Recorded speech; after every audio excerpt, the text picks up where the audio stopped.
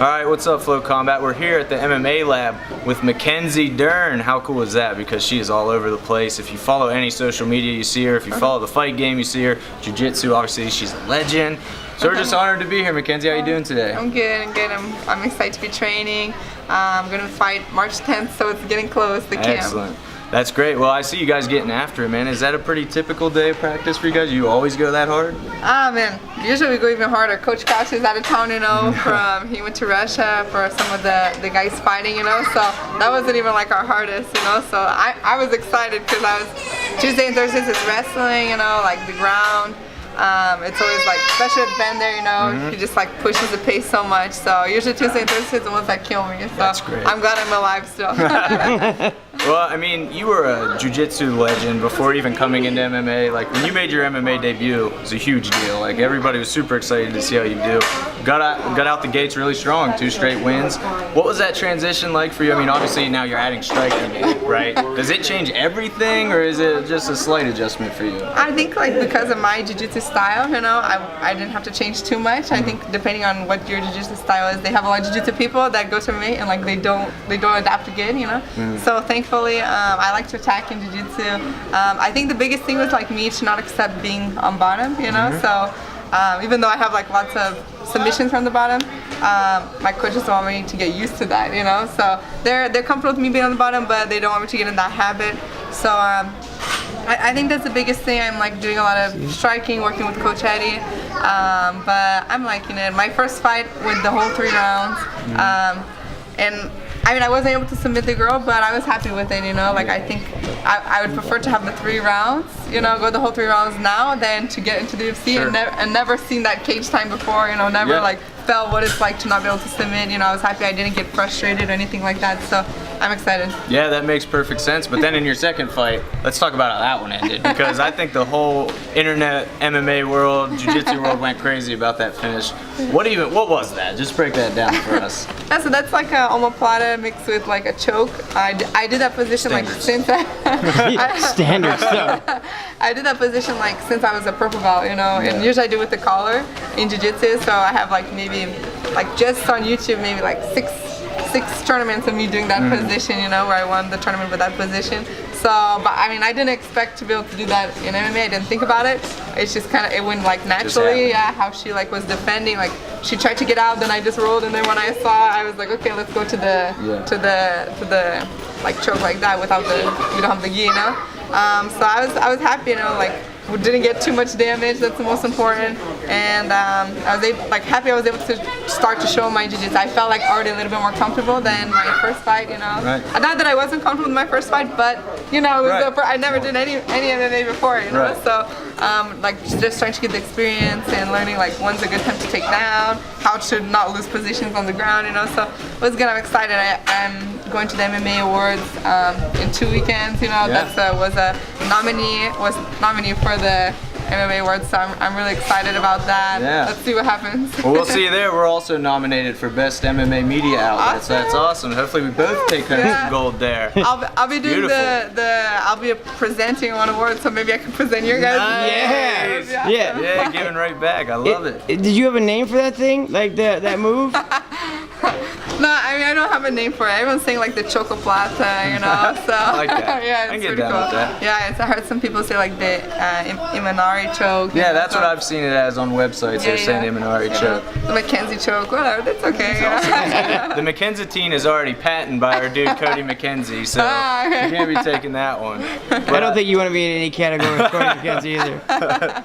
But it's interesting looking at the way your career went, because like you said, the first one goes to a decision, you pull off the slick submission that kind of everybody's waiting for in the second one. Now between your second and third fights, you know, what have you been focusing on the most? How have you been growing the most here at the lab? You know, I spent like two months in Brazil. I was training there. Like I was there, like obviously to visit my family and everything, and just kind of to take my mind off. I need to recover some injuries, you know. But I was training there too. I trained with Jose Aldo and they're at Navignon team. It was like cool to like see a little bit different. Of course, I was working my striking, you know, but like to see like little tricks that tons of different people do, you know. So like I got to learn a little bit like how like Jose trains and all these things, and I kind of brought that back here with me, you know, and to put that together with what everyone, of course, on my team here, they know me since I started my MMA. So I think it's like so cool. Of course, I'm fighting like a boxer. I think she won like Golden Gloves in 2015. So far my first 2 fights, they've been like a wrestler and kickboxer, and now it's like a boxer. So we're really like focusing the fact that she's a boxer, you know, and we think like she'll probably try to box me, you know, like not go to the ground. The last 2 girls, they kind of stayed like away, you know, they didn't come forward to me. So we're kind of training in case she does like decide to come, you know, since the last 2 didn't like go too good doing that, you know. So we think maybe she'll try to like push forward and like really put pressure on me. So we're training a lot like how to get out and to do those things, you know. So just the base thing right now is my stand-up, you know. I'm still like a little bit active in jiu-jitsu, you know, even though like they're pushing me like to go 100% just MMA, you know. But it's so hard for me to leave the jiu-jitsu scene, you know. So I'm not like quite ready to stop 100% jiu-jitsu. So my jiu-jitsu is like still on the timing. My timing is good. Now we're just like really working the stand-up, the most important thing. Perfect. And you kind of stole my next question there. But like you said, you're still active in jiu-jitsu competitions. What would it take to get you to go 100% in MMA? At what point is it when you get to the UFC? At what point do you say, all right, no more jiu-jitsu? Yeah, like right now, I did the Europeans this year. I came back and I had a super fight for Fight to Win. I would like to do like the Pan American Championships, which is like 1 weekend after my MMA fight. So hopefully if I don't get injured. But like right now, I'm #1 in the world ranking. So I would like to like go into the UFC staying #1, like being #1 in the world, like leave the jiu-jitsu scene like as #1, you know. So then the ranking finishes at the Worlds, and hopefully I can make my debut in the UFC like this year, you know, maybe like June, July. Hopefully, I don't know. I would like to do that. So when I told myself like when I'm in the UFC, then I'll be like 100% jiu-jitsu, you know. Maybe like if I don't have a fight, maybe one super fight or do the ADCC. Perfect. But not like all these other tournaments that I'm doing so much, you know. It's addicting, guys. So addicting. Well, we're definitely looking forward to that. I got to pull 180 on our interview. We've been asking everybody, every gym we go to, we've been asking a story, and I need to hear it. The Mackenzie Dern best street fighting story. Outside the gym, have you ever had to choke a dude out? Oh my gosh. No, never had to like defend myself with anything, thankfully. I don't know if it's good, you know, like I've only been that's probably a good thing, yeah. I've only been like in 1 fight in my life, you know, like not in jiu-jitsu, and I was actually at school, you know. I got in a fight at school with a girl, okay, and she was a little kind of bully, and I swear I'm like a lover, I'm not a fighter, you know. So it's like totally not typical to see me like getting into fights, but she actually like punched one of my really good guy friends, and he like came to tell me, and of course he's not gonna punch the girl, you know. He was like, well, it was like completely out of nowhere that she punched him, you know, and she's like way bigger than him and everything, and I was like protective over him, you know. Like I don't think I'm like so against like, you know, the girls to hit the guys and the guys to hit the girls, you know. I don't think like I'm like totally against that, you know. So I like talked to her, like, hey, you know, you punched my friend, why'd you do that, you know? And then things got out of hand at school. Everyone like knows I was a fighter, you know. Yeah. And then all the kids already on like the tables at the cafeteria, all ready you know? to watch it go down. Nice. Yeah.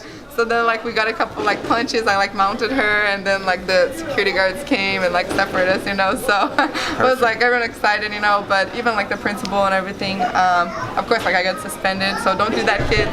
Bad idea. But you know, even the principal was like proud of me, you know. They know like I do jiu-jitsu, I don't like cause trouble, you know. Like this girl like had been in tons of fights, you know. So he was like kind of happy that I was able to use like my martial arts, you know, and not like do this crazy, you know, like I don't know, crazy stuff, you know. So that's perfect. Yeah. Undefeated in street fights and mixed martial arts. It's Mackenzie Dern. Mackenzie, thank you so much for sitting down with us. It was a real pleasure. And I got a fight coming up again, so let's see if she can go 3-0. Yes, thank you.